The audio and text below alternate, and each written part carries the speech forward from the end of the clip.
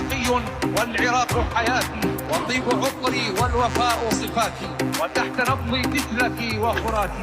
كلمة الشجاعة تنقال، قمم علج على جبال جيش العراق